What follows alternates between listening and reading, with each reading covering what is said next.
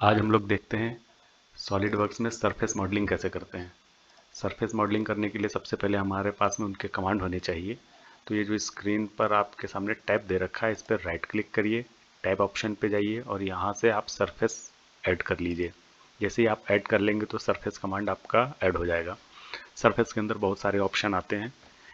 इसके लिए कंडीशन ये होती है कि जैसे हम लोग फीचर में इस्तेमाल करते थे तो वहाँ पे हमारा चारों तरफ से क्लोज ऑब्जेक्ट होना चाहिए था। यहाँ पर हम ओपन ऑब्जेक्ट या ओपन स्केच को भी कई सारे ऑप्शंस में बदल सकते हैं। जैसे सरफेस पे गए, पहला एक्सट्रूड सरफेस दे रखा है, राइट क्लिक करें। अगर आप सिंपल सी लाइन एक क्रिएट कर देते हैं तो आप इसको भी एक्सट्रूड सरफेस में एक्सट्रूड कर सकते हैं। एक्सट्रूड सरफेस लीजिए, खींच लीजिए, देखिए आपका सरफेस में क्रिएट हो गया। सरफेस का मतलब यहाँ पर होता है just like a paper. Paper के तरीके से आप पहले बना लें और बाद में फिर इस चीज़ को आप अपने अकॉर्डिंग थिकनेस उसकी दे सकते हैं। इसी तरीके से हमारे पास में कई सारे ऑप्शन दे रखे हैं, सबका हम एक एक करके देखते हैं कि कौन सा कमांड कैसे काम कर रहा है। जैसे रिवॉल्व सरफेस, तो रिवॉल्व सरफेस के लिए इसको हम डिलीट करते हैं। एक स्केच होना चाहिए हमारे पास में, कोई प्लेन पे ले लिया। जैसे हमने एक ओपन लाइन ड्रॉ कर ली, एक सेंटर लाइन ड्रॉ कर ली। अगर हम रिवॉल्व करेंगे तो 360 में ये ऐड हो जाएगा सरफेस में। रिवॉल्व सरफेस ऑप्शन लिया और ओके कर दीजिए।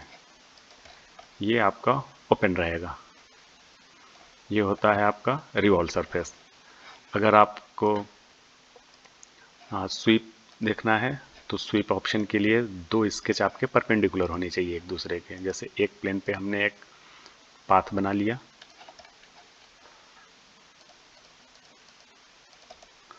और इसके परपेंडिकुलर दूसरे प्लेन पे हमने एक ओपन प्रोफाइल बना ली। जैसे 3 पॉइंट स्केच ले लेते हैं, ये दोनों एक दूसरे के परपेंडिकुलर हैं।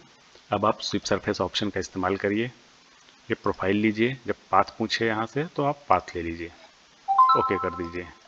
ये देखिए आपका स्वीप सरफेस ऐसा कुछ बन करके आएगा। लॉफ्ट की बात करते हैं तो लॉफ्ट के लिए हमारे पास में डिफरेंट डिफरेंट प्लेन पर डिफरेंट डिफरेंट स्केच होने चाहिए। तो उसके लिए हम लोग एक स्केच बना लेते हैं। मान लेते हैं फ्रंट प्लेन पे हमने एक ओपन स्केच बना लिया। अब इससे कुछ हाइट पर एक दूसरा प्लेन लेंगे।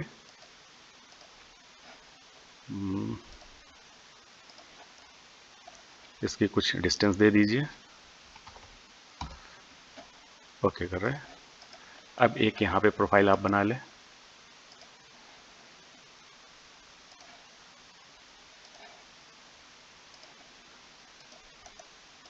एक ये प्रोफाइल हमारी रेडी हो गई। दोनों डिफरेंट डिफरेंट हाइट पर हैं। अगर इनके बीच में ऐड कराना है तो लॉफ्ट ऑप्शन ले लीजिए, एक स्केच सिलेक्ट करें, दूसरा सिलेक्ट कर लें।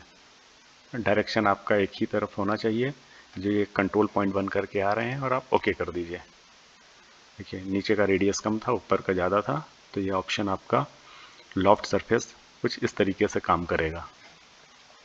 अब बात करते हैं हम लोग बाउंड्री सरफेस की।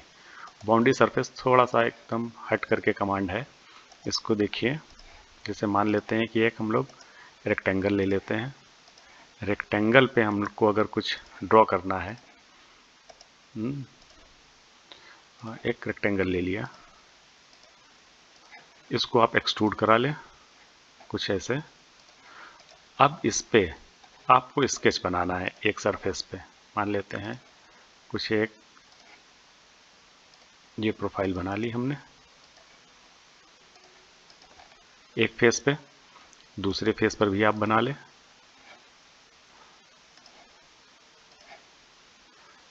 सेम रखेंगे तो ज़्यादा बेटर रहेगा।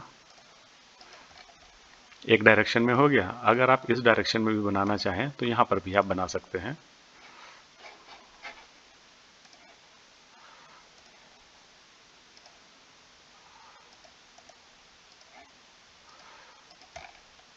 एक डायरेक्शन ये हो गया, तो इस डायरेक्शन में भी बना लें।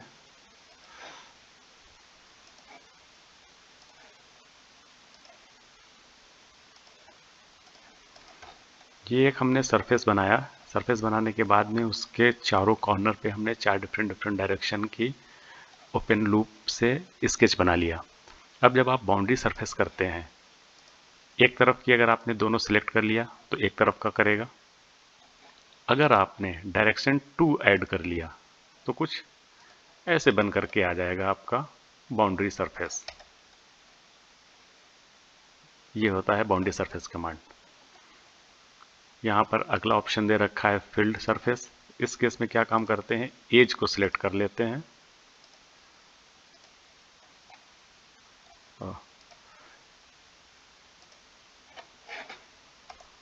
इसको क्लियर करते हैं। ये इसमें नहीं काम कर पाएगा, इसके लिए हम दूसरे कमांड में करके देखते हैं।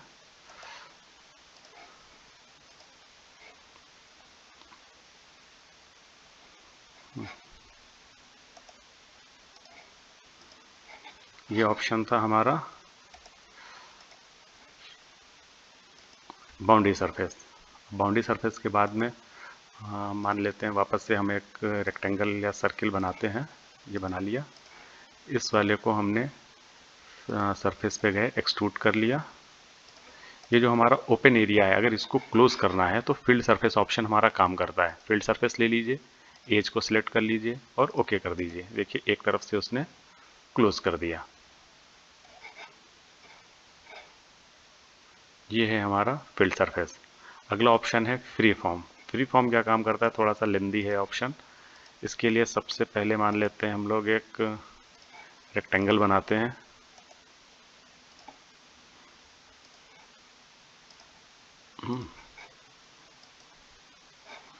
इसको फील्ड सरफेस कर लें। सरफेस में क्रिएट हो गया।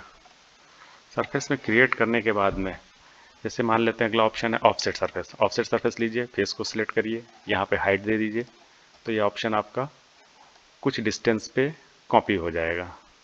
ये होता है आपका ऑफसेट सरफेस। ऑफसेट सरफेस के बाद में होता है रूल्ड सरफेस। इस केस में आप एज सेलेक्ट करें। एज सेलेक्ट करने के बाद में टेंजेंट करना है, नॉर्मल करना है, आप इस चीज़ को यहाँ से घटा बढ़ा भी सकते हैं। वैसे ऑप्शन आपका ऐड होता हुआ चला जाएगा।